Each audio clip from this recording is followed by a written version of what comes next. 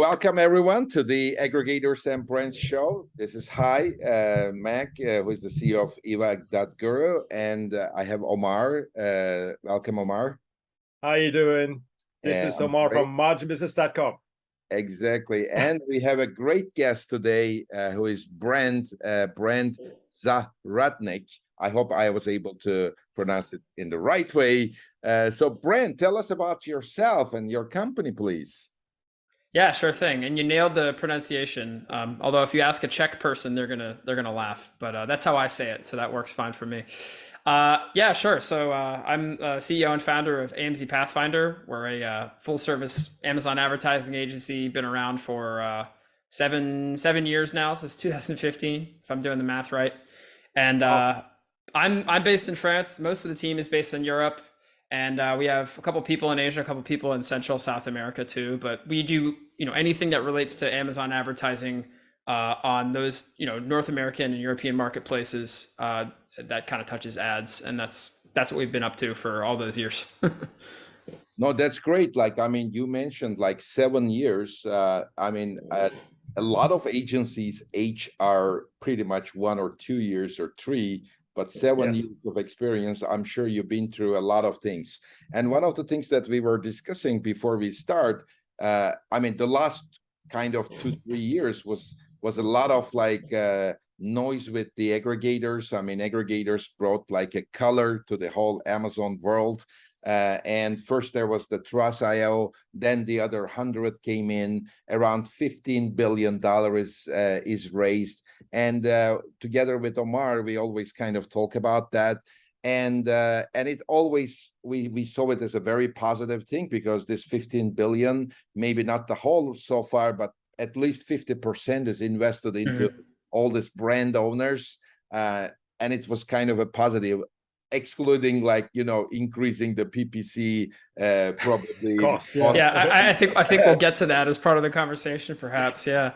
And actually, I might be dating myself a little bit even further high, but I remember before Thrasio, there was a gentleman whose name I can't remember. He is an Indian guy, I believe, and he had a company, and he was going around and buying Amazon companies. This is pre-Thrasio. He was the first aggregator. That company did not work, but he had the idea for that model prior to anyone else. And I remember seeing that in maybe 2017 or maybe early 2018 and being like, wow, that's a really interesting idea. And then it kind of fell off my radar. But I guess the more recent innovation with aggregators has definitely been 2019 onwards with Thrasio and all the rest. Absolutely. But I think this man is still pulling a lot of strings. If I'm not mistaken, he's in the back. So maybe allocating capital or helping lead things out. Who knows? Yeah. Exactly. I know him very well, but just forget the name. That. Yeah, exactly. That's how I'm searching as well for the name right now. Because we work with a lot of aggregators, and he's still advisor to a few of the aggregators. So the Trust.io came in. $15 billion is raised, but in the last probably the last 4 or 5 months, we are kind of a bit of in a silent mode with the aggregators. We don't see too many aggregators raising funds. The last one was a Razor Group, raising 100 million. And then also from the market, what we are hearing is most of the acquisitions are slowing down. We haven't seen too many acquisitions coming from the aggregators. So what's your kind of view on the current state, Brent? What do you think about the current situation and the future of the aggregators? Sure. I have so many things to say here and a lot of thoughts. I hope some of you guys can corroborate. It's aggregators for us as an ad agency represent both a threat and an opportunity. They're a threat in the sense that many of our largest, best-selling, most profitable, growing client businesses were eventually purchased by aggregators.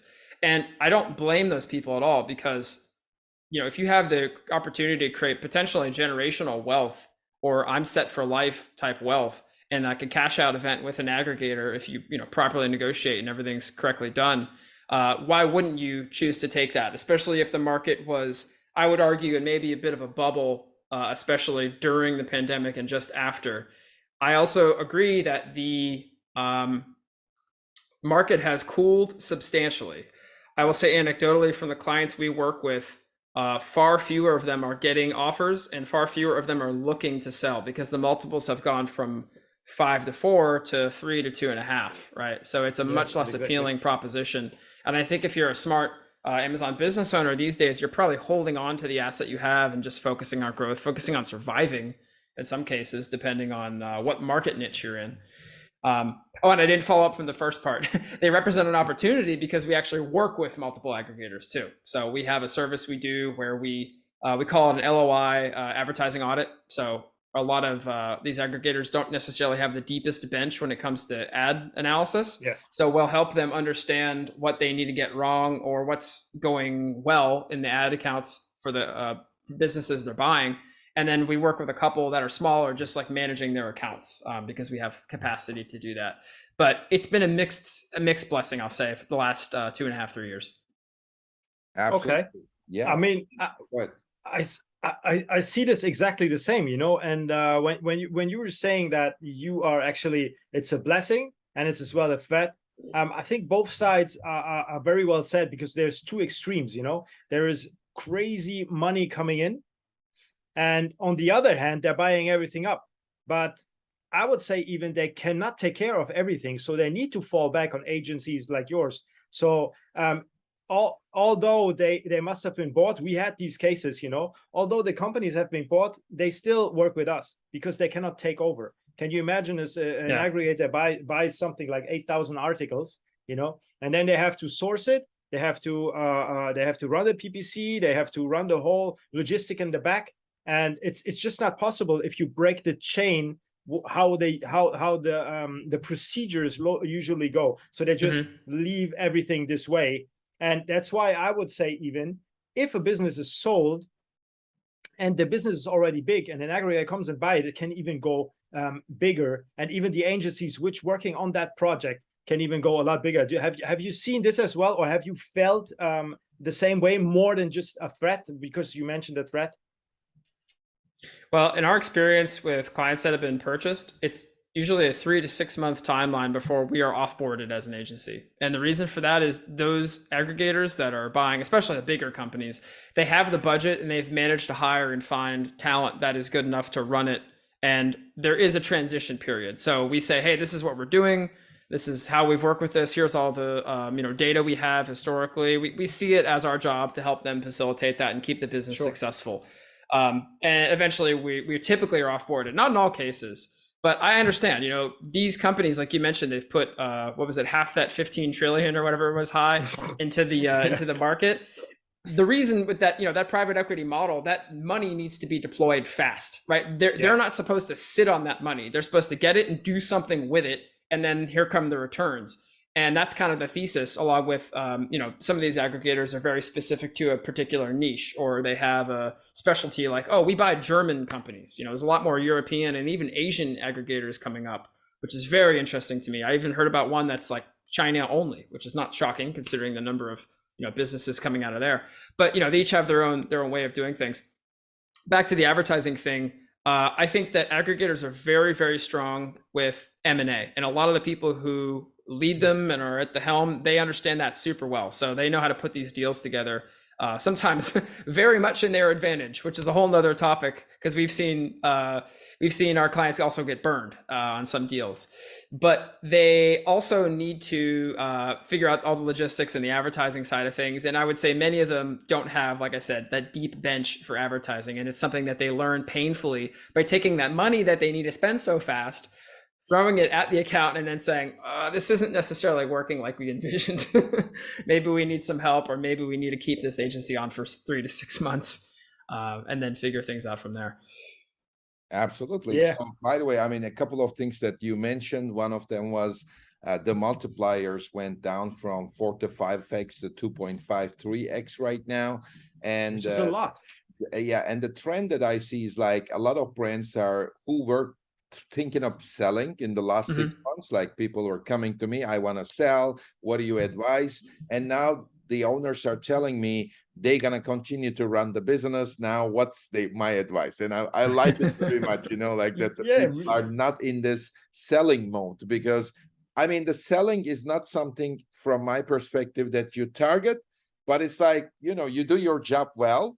And at some point, if you want to sell, and at that point you sell, right? I mean, it's not like exactly the target. It's just an event happening because the mindset changed or things like that.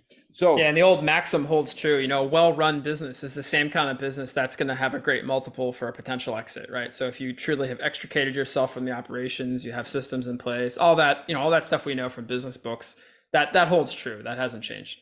Absolutely. And then the other thing that you mentioned about advertising, I was having a conversation with one of the largest aggregators about their ad strategy. And the guy was telling me that they are trying to apply the same strategy to the 60 plus brands that they have. And I was like, wow, okay, that sounds cool from maybe theoretically from a read a standard approach for every single product, which means I don't know, like the tool, the product, which is a tool versus like a beauty product, has the same advertising strategy. Probably it will not work, right? And it doesn't.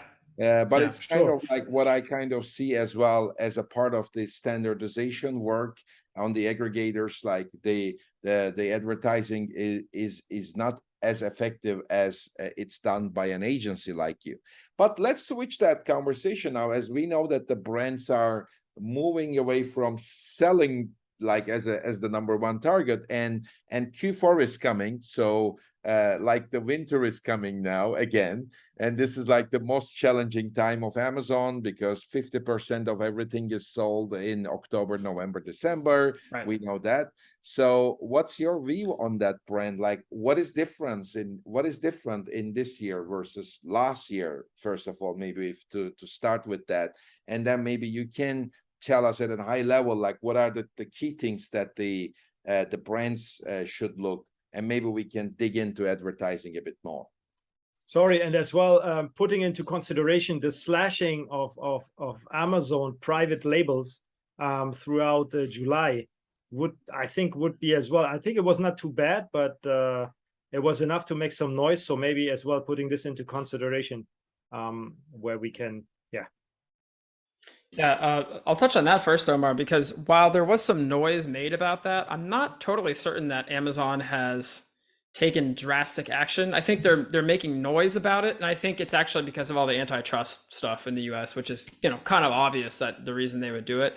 But I haven't seen enough evidence to support that they're really actually cutting their like product catalog, let's call it, of not only like Amazon Basics, which is obviously called Amazon, but there's an extension you can get in Chrome that shows you other brands that are from Amazon that don't say Amazon on them anywhere. And just searching around and looking at the catalog on Amazon's marketplace, I'm not convinced that they've done it. I think they have toned down drastically the amount of, let's call it, insider trading they're doing with advertising, where it's like, hey, I would pay for that slot, and you just see like an Amazon thing sponsored there, and you're like, if they're not paying for that, they've stolen that on my page. That has changed. I think anecdotally that has changed. At least something, so and actually I would rather see that, because that's less advertising stuff that our clients and we have to contend with. That's basically like playing against the house, at a casino. Well, what the expression is, right? So yes, definitely. You're completely right with that. This is not something I normally do, but I'm gonna share my screen. What about that? Let's do it. Peloton, Peloton everywhere. Nobody can pretty much advertise as there is, like, if you just search for the Peloton brand. So it looks like Amazon is still a little bit having an unfair advantage, right? That's a really good point. And you probably saw the news, guys, just recently Peloton made a deal with Amazon where they were like, all right, we're going to shift our inventory and get some real presence on the platform. Another company that I think actually right now, I won't give away totally when we're recording this, but Apple has an event today, and they are announcing probably new iPhones and all that. But if you ever go on the Apple page for the AirPods or AirPods Pro, you know, one of the various ones they have, you will notice that there are very few, if any, advertisements on that page. And not only do they have A+ premium content on there, but they have like A+ premium super duper content. Like you scroll down and it looks like an apple.com/AirPods, you know, landing page. And that obviously someone there has cut a different deal with Amazon than most of us, let's say. Apple has many strong, powerful lawyers, I guess, and they say, hey, we would like you to read this contract. So yeah, the game's not always level, but that's not super helpful. Sorry.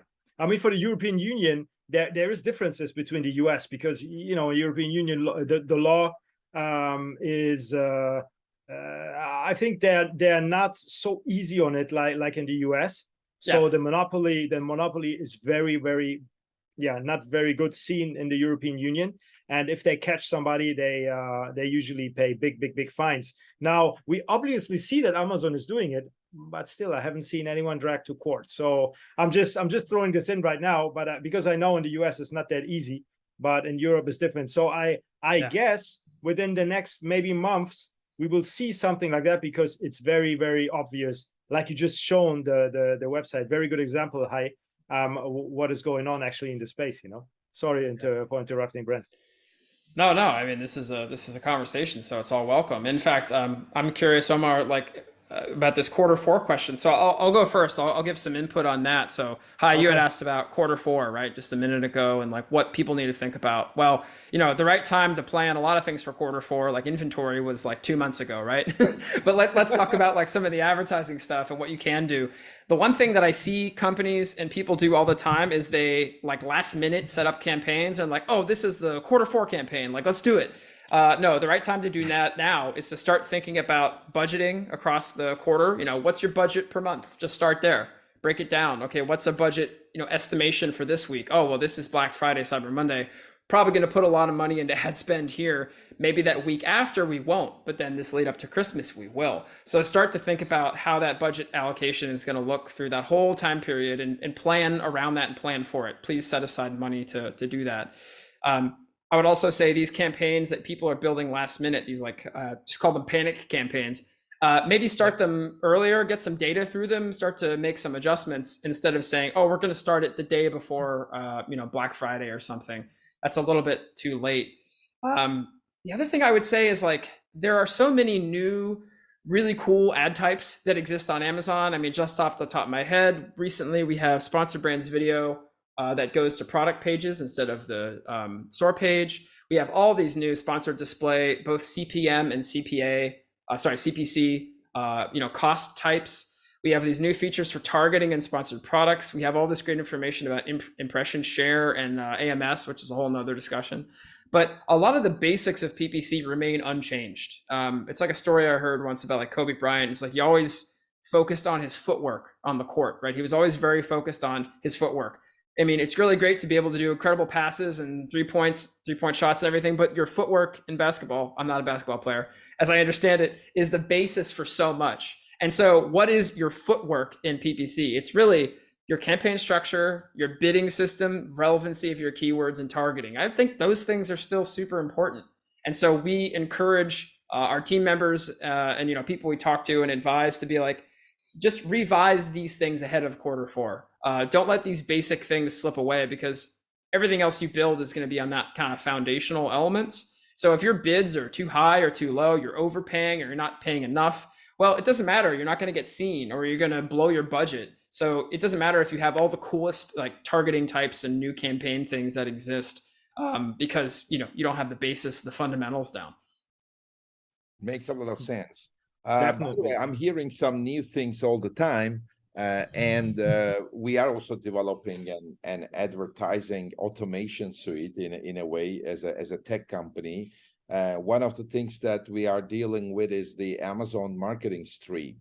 I mean, there's a lot of noise now coming, and I mean, I'm kind of like my team. I have a dedicated team working with the Amazon to build that hourly bidding and things like that. Although I'm still cautious. Like I'm letting them to work and see, you know, what will be the result of that, like hourly bidding. Because what I know is so far before the marketing stream, there is a lot of inconsistency with the data, especially with the last 3 days and 7 days data coming from Amazon. There was already some inconsistency, but how do you see that marketing stream and marketing cloud, you know, with your agency? Like, you know, how are you planning to utilize that, or are you already using them?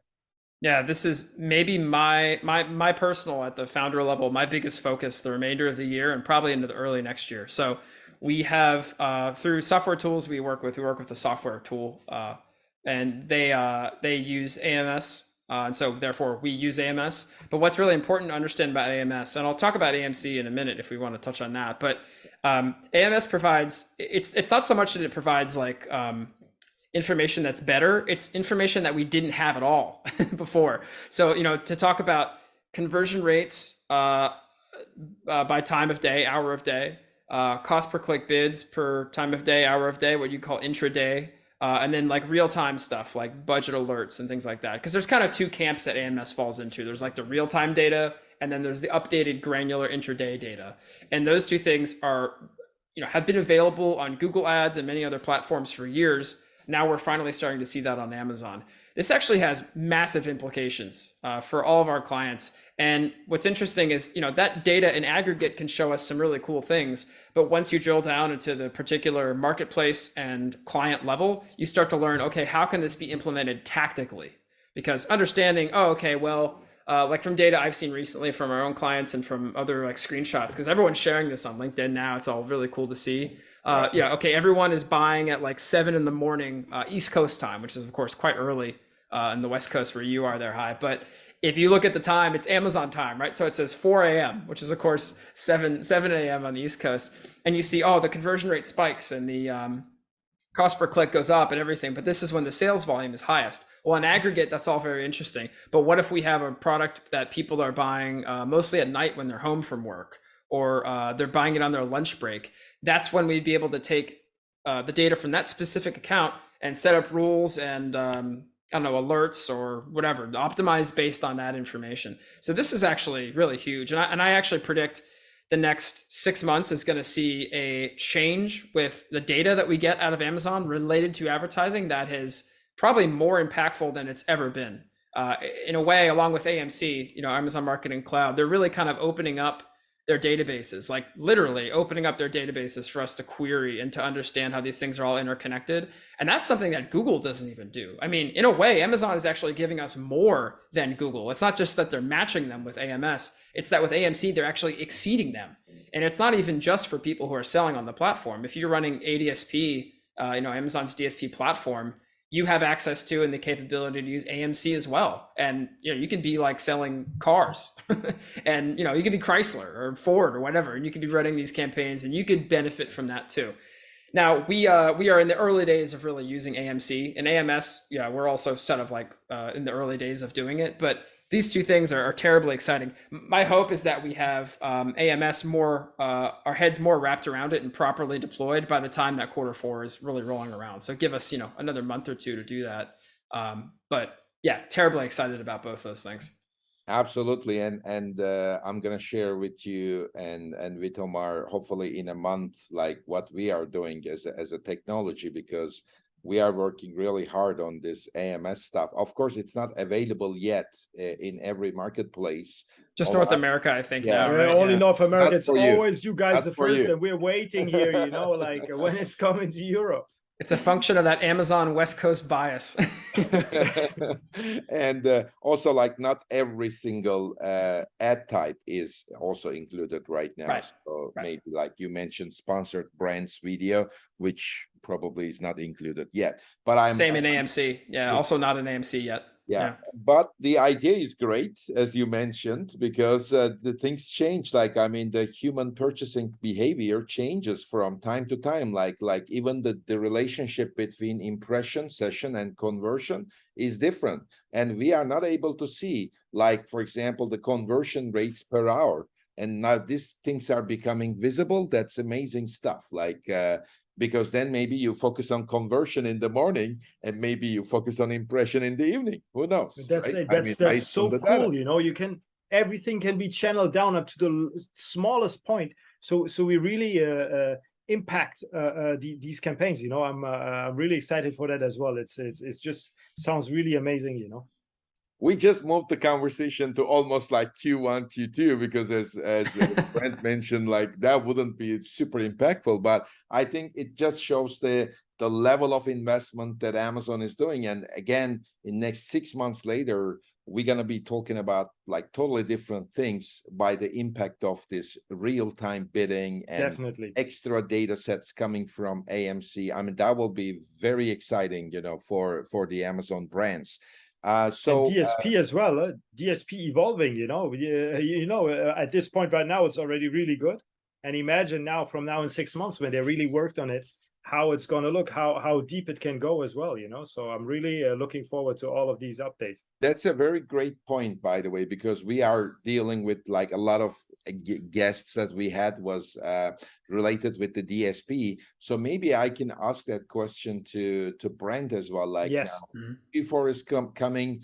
One of our guests kind of described DSP as a beach which is not that crowded, where in PPC like a, yes. and it was like, I'm thinking about San Diego, okay, like it was the Labor Day on Sunday and I was in the beach, like, I mean, there's like tons of people, but right now today it's like very nice beach, only 5 per DSP beach today, you know? Yeah, so the DSP beaches today. So would it be a kind of a strategy for some of the brands maybe to invest in DSP now and to impact their Q4? What's your view on that, Brent?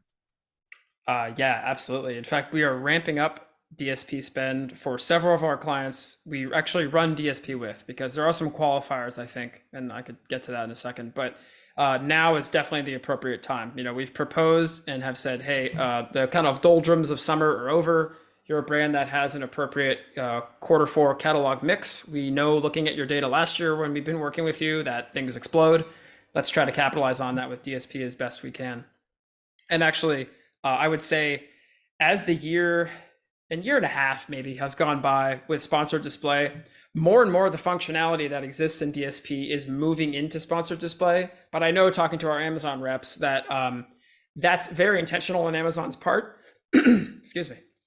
And they are focused on making sure that there's still a differentiation between those two platforms. So there are some things that are unique to DSP and will never come to sponsored display.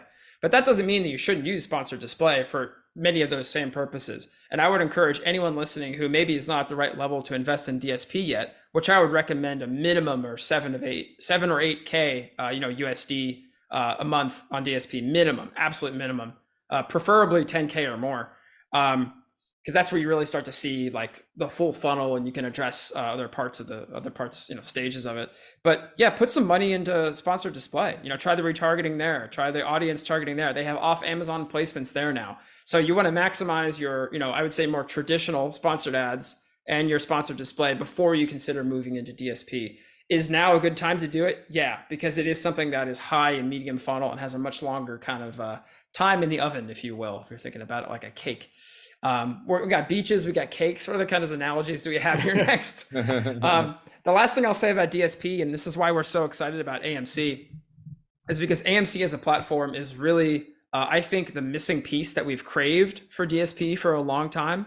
So one of the things you can do with AMC, and one of the reasons it's so important, is you can understand from pseudo-anonymous customer information what someone's life cycle or their travel through the customer funnel was. So it's possible for us now, or soon at least, to have DSP campaigns running for, let's say, OTT video. So we're showing them videos. Maybe someone sees two videos on like some other external website, or maybe even their phone. Then they see like a DSP ad somewhere on like the New York Times. Like, there's inventory all over the web.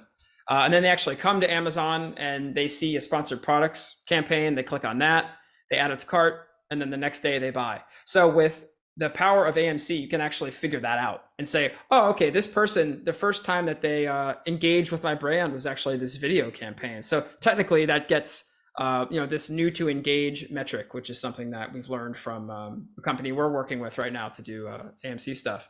And then this was their first purchase. So, okay, they're a new customer now. We've acquired them, and maybe they'll purchase other stuff from our brand, depending on how your catalog works, right?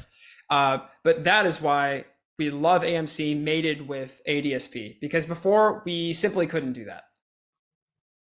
Now that makes a lot of sense. Again, I think that will be one of the 23 trends, right? Like together with the AMS, like using the AMC and DSP.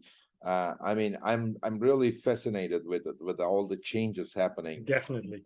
And Amazon advertising going beyond the Amazon, like all the TV shows. Yes. They go out of it now. Exactly. Yeah, FNL. I mean, like there is like Twitch, IMDb TV. I mean, a lot of things that. By the way, I love Twitch. I love Twitch. It's yeah, Twitch is a huge platform for sure. I mean, IMDb. When you run stuff on DSP, you get like what's called Amazon O&O, so owned and operated inventory, and a lot of that is actually those other sites, and you can even target them.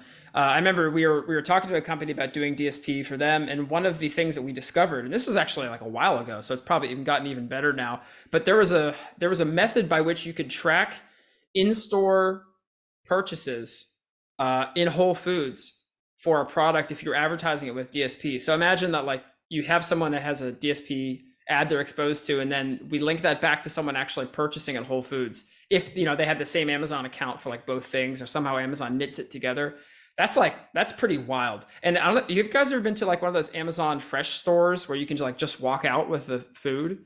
Yeah, sure. I think is going to be. Yet.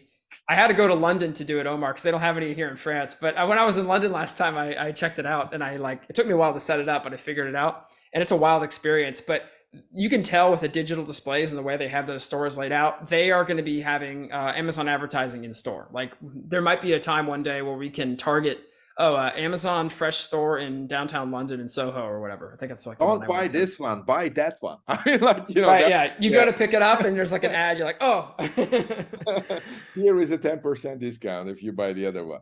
Yeah, right. Powerful. I mean, but yeah, I mean, I think again, there is a lot to be expected from Amazon. I think when it comes to expanding beyond Amazon with everything that we mentioned.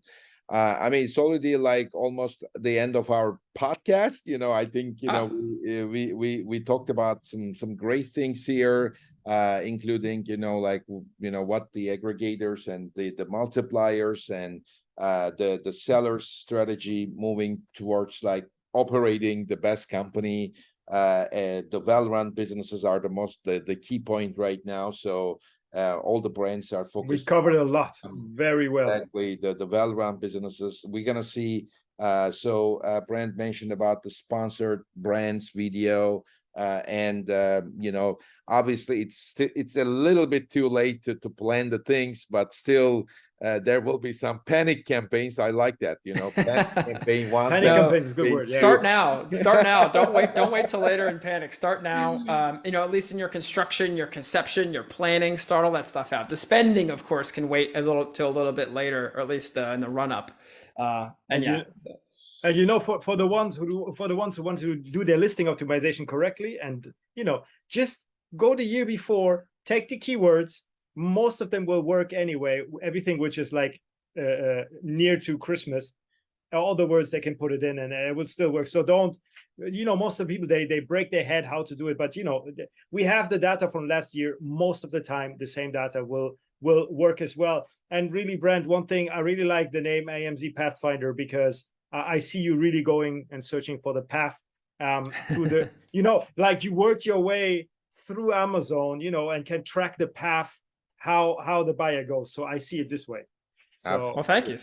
Jungle. We need some pathfinders. Exactly. Sure. And more it becomes a bigger jungle. It's just growing every day. More complicated one, that's for sure. Exactly. Oh, yes. More complicated one. So thank you very much, Brent, for the time. We really appreciate it. And thank you, Brent. In another podcast. Yeah, thank you both. This has been a blast. Thank you. Thank you.